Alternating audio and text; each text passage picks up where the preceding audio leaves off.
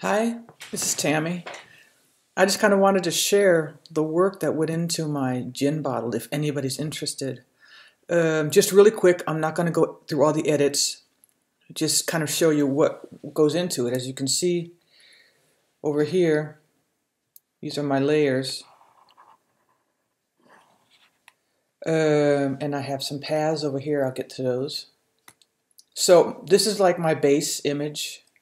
This is a darkened image. And what I did was I shot different frames for the skull, to light the skull and get the textures, to light the lettering for the label. And I added a backlight of blue, so that was a different shot as well. So what I did, I started with working on the individual pieces. And to do that, I create paths. For example, this path here is for gin, the word gin. This path here was for the word Scully. This is for the yellow label, and this is for the skull. So on the original frames, I had cut those out of there using these to make selections, for example. And to save on space, I just transferred the individual pieces to this new file here, or copied them over, or kept them, or whatever you want to say. So what I have is, like, for the tiny label at the bottom, it's just that. So this layer here is just that text there. And then I have the yellow label here. I have a curves adjustment for it.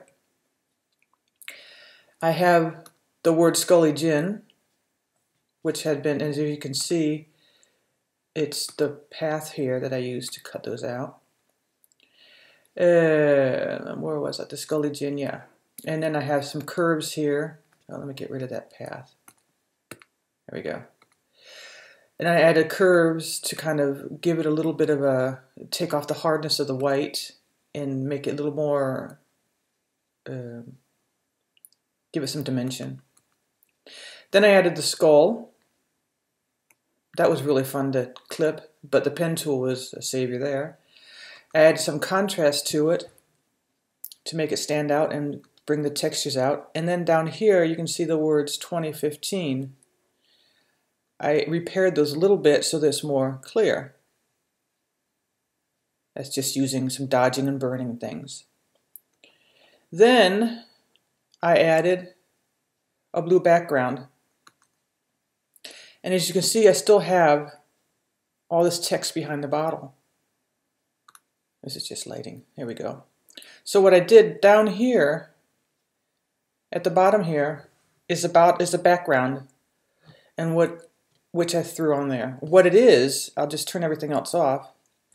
It's just a square that I pulled down behind everything.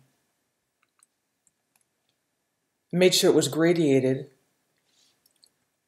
I took it from the actual blueness of the shot here.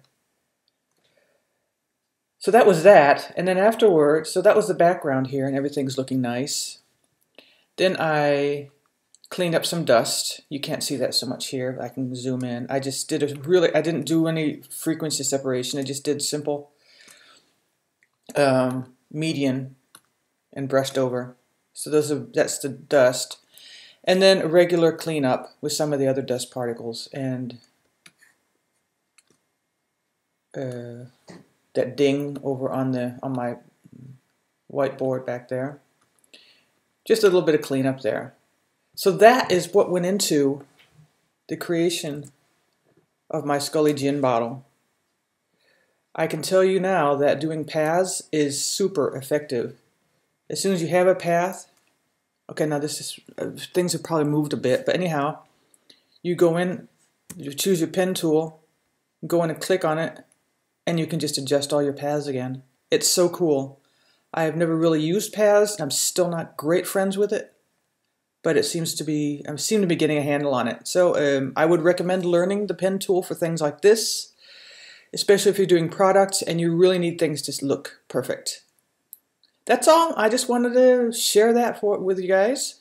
So have a great day. Bye.